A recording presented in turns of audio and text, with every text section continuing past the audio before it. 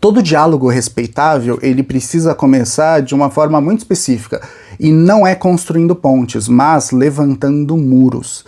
Levantar muros não no sentido de dividir as pessoas, mas de deixar extremamente claro aquilo que se crê, para, sabendo naquilo que você crê, você consegue entender plenamente o que você não crê e no que você está disposto a acreditar. É por isso que no vídeo de hoje eu queria falar com vocês, antes de fazer um vídeo explicando por que eu não sou católico, fazer um vídeo explicando por que eu sou protestante, reformado, carismático, o porquê eu tenho a posição teológica que eu tenho, as posições teológicas que eu tenho, o porquê eu estou na tradição que eu estou, e no próximo vídeo eu falo porque eu não sou um católico romano, um católico ortodoxo ou de qualquer outra tradição protestante.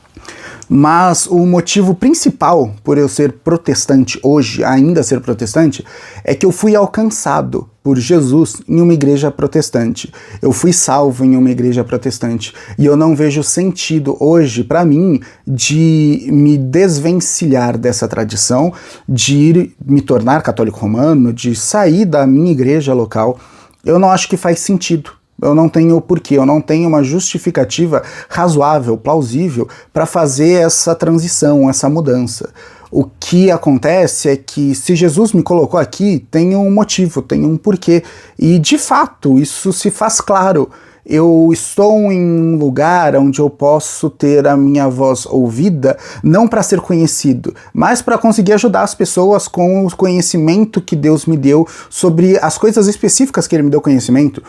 Que eu posso ajudar as pessoas a partir dos próprios machucados que um dia eu tive e hoje foram curados por Cristo. Eu posso ajudar as pessoas, posso pastoreá-las, eu posso estar em um local onde Cristo me chamou para estar, justamente porque eu estou numa comunidade protestante. Seria a mesma coisa uma comunidade católica em uma comunidade ortodoxa? Não é impossível, mas é muito improvável. Fora isso, o motivo porque eu sou protestante, ou os motivos pelos quais eu sou protestante. Primeiro, eu entendo que a Bíblia, diferentemente de como entende a Igreja Católica Romana, é a autoridade máxima sobre a vida da Igreja. Isso quer dizer que não existe nenhuma outra autoridade acima, porém sim existem autoridades abaixo da Bíblia. A Bíblia, enquanto palavra inspirada de Deus, ou revelação direta e especial do próprio Deus para o seu povo, é o próprio Deus legislando sobre a igreja. É o que na tradição protestante nós chamamos de sola escritura. A sola escritura não é o ato de colocar a escritura como a única regra de fé e moral que existe para ditar a vida da igreja, mas como a regra última, aquela que decide a respeito de disputas sobre fé, dogma, doutrina, moral, ética. A Sagrada Escritura é palavra de Deus e Deus é a última palavra a respeito de toda e qualquer coisa. Isso quer dizer que nós não acreditamos na autoridade da tradição, dos concílios. Pelo contrário, nós acreditamos. Porém, nós entendemos que tanto a tradição quanto o magistério são servos da Sagrada Escritura. Eu entendo que dentro da tradição católico-romana existe também um discurso de que tradição e magistério são servos da Escritura. Porém, o que nós vemos na prática, na própria estruturação da teologia católico-romana, quando a gente vê, em especial no Catecismo da Igreja Católica, o que se entende por revelação está na Bíblia e na tradição. E quem decide o que da tradição é Bíblia é o magistério. Acaba que o magistério, junto com a tradição, estão em mesmo patamar, ou o magistério está até um patamar acima da escritura e da tradição, sendo ele quem decide, sendo ele quem estabelece aquilo que está correto ou aquilo que está errado. De novo, eu não acho que é errado um magistério para dizer o que está certo ou errado. O que eu acho errado e discordo dos meus irmãos católicos é que o magistério tenha autoridade o suficiente para nos dizer o que é ou o que não é a escritura. quando nós vamos observar a formação do cânon, inclusive tem um vídeo que vai sair no canal do Felipe Breder, na Escola do Discípulo, em breve, que fala sobre isso. Então, se você gosta, assim que sair, eu vou colocar o link aqui na descrição, se é que quando esse vídeo for pro ar, o vídeo já não vai ter saído. Aí você dá uma olhada lá.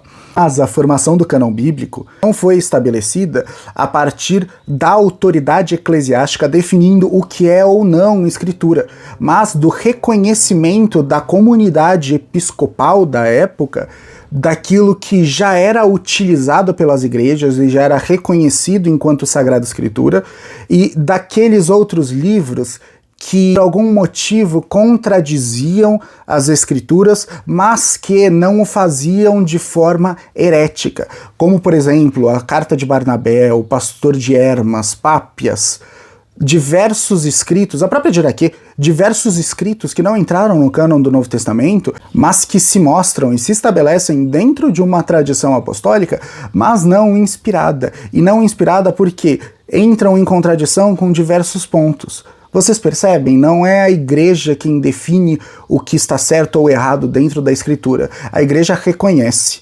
A igreja estabelece como autoridade o cânon no sentido de este foi o cânon fechado que nos trouxe até aqui. Estes são os livros inspirados, não porque decidimos, mas porque reconhecemos que estes livros nos foram entregues e, sendo entregues para a igreja, são utilizados desde sempre para sempre para o ensino da igreja, para a exortação da igreja. As Sagradas Escrituras, portanto, pelo menos a compreensão da importância das Sagradas Escrituras é um dos pontos principais que me fazem permanecer protestante. Outro ponto importantíssimo é a visão que nós temos enquanto protestantes da tradição. Dialoga bastante com o primeiro ponto a respeito das Escrituras. A tradição possui a necessidade de estar em um ponto diferente pela sua importância.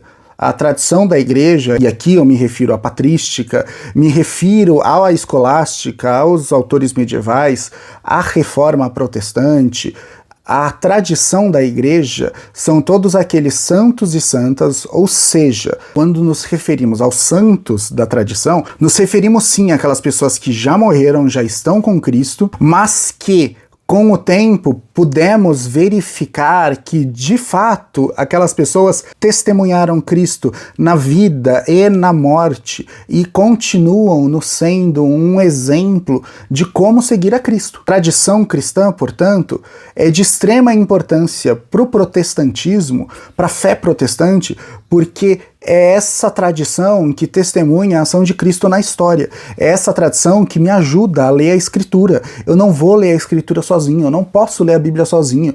Eu posso me achegar à Bíblia, tentar entendê-la, tentar compreendê-la sozinha. Eu tenho esse direito.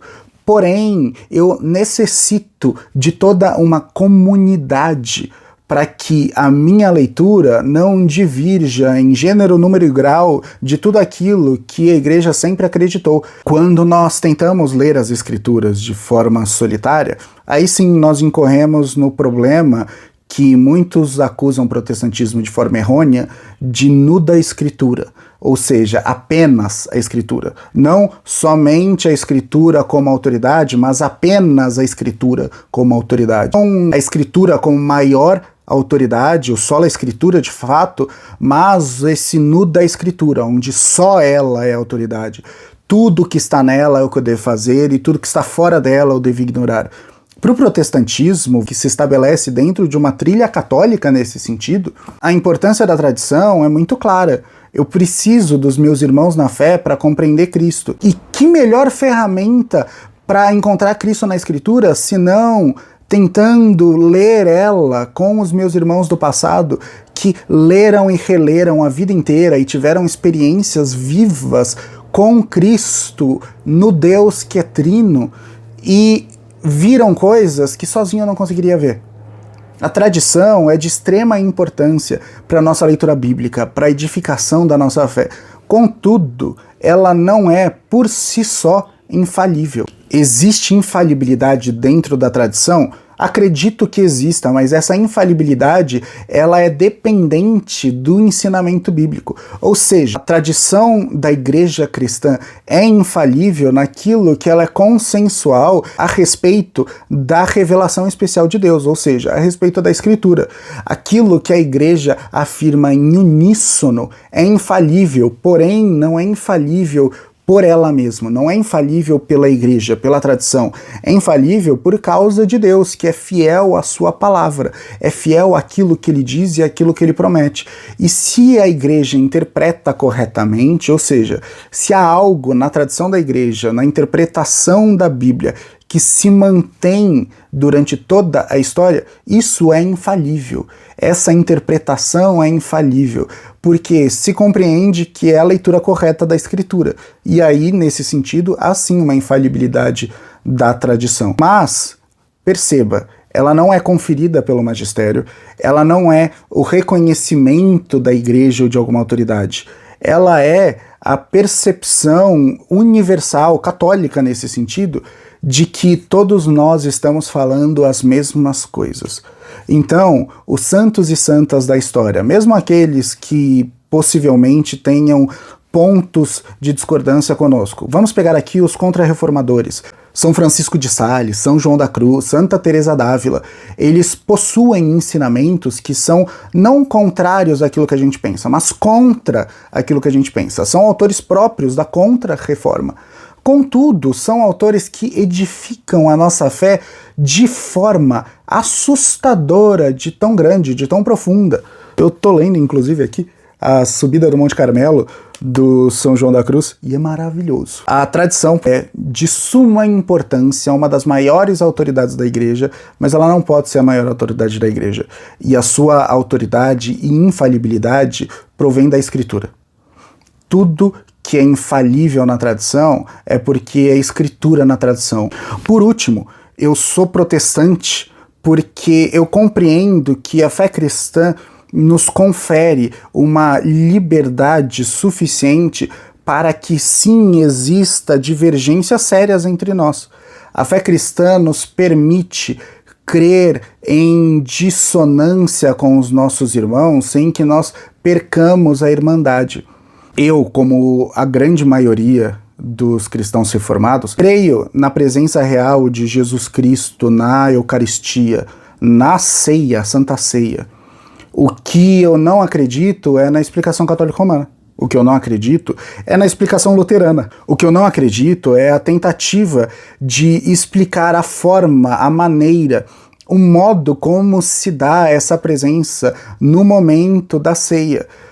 Tenho irmãos verdadeiros em Cristo que tentam explicar, e muitos deles, como por exemplo os luteranos e os católicos romanos, que trazem explicações que não só eu discordo, mas eu acho que estão completamente erradas.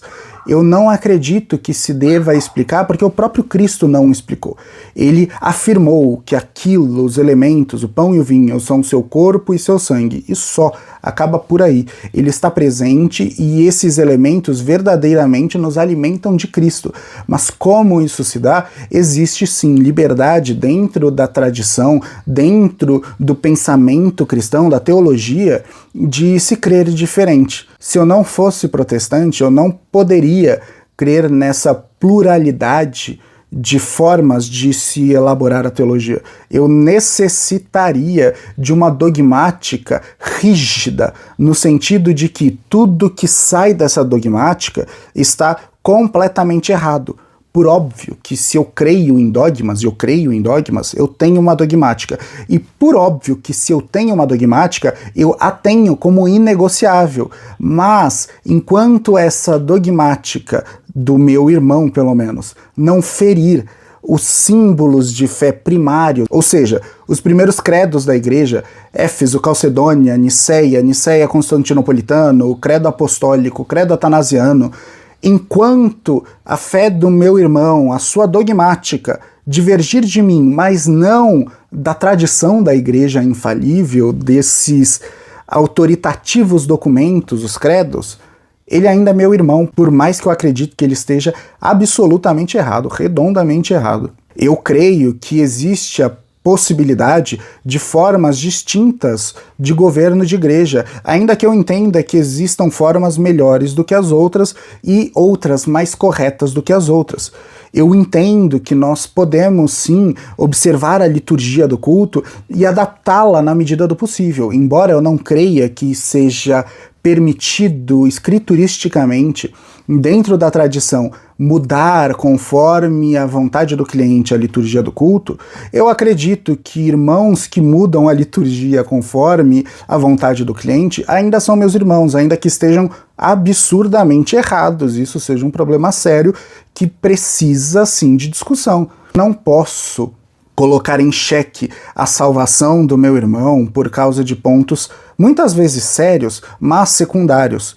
Eu não posso colocar em xeque a salvação de alguém que cumpre os requisitos para ser salvo por Cristo. Ele crê, ele é batizado em nome do Pai, do Filho e do Espírito Santo, ele manifesta frutos de santificação, ou seja, de participação no corpo e no sangue de Cristo reais, por mais que muitos deles nem acreditem nessa formulação, nessa tradição teológica. Eu não posso, enquanto alguém que está convicto da salvação em Cristo, tirar essa salvação de outras pessoas, porque elas não acreditam da mesma maneira que eu. Eu posso sim duvidar da salvação delas se elas descumprem as ordens de Jesus, especialmente o batismo e a participação no sacramento da ceia. Eu posso sim duvidar da salvação delas se elas descreem das verdades dogmáticas dos credos, mas eu não posso duvidar da salvação dela se ela discorda de mim na forma do batismo, sendo imersão ou aspersão em crianças ou adultos. Eu não posso duvidar da salvação dela se ela entende que a forma de governo da igreja precisa ser presbiteralmente, diaconalmente, episcopalmente ou de forma livre, onde todas as pessoas da congregação possuem a mesma autoridade. Eu não posso duvidar da salvação de alguém que não me apresenta motivos reais para duvidar dessa salvação. Eu preciso, enquanto um protestante, ser da mesma maneira como Kevin Van Hooser falou. Preciso ser um protestante católico, que se alimenta de toda a igreja e dá frutos para a igreja toda. É isso, pessoal. Esse foi o vídeo de hoje. Gostou desse vídeo? Curte, compartilha com quem você acha que pode gostar também. Comenta aqui embaixo se você tem algum outro ponto que acha que seria interessante e importante eu ter falado. Vai que eu gravo um vídeo aqui a mais, ou um Reels do Instagram. E é isso, pessoal. Espero você no próximo vídeo, espero que você tenha gostado. Um beijo!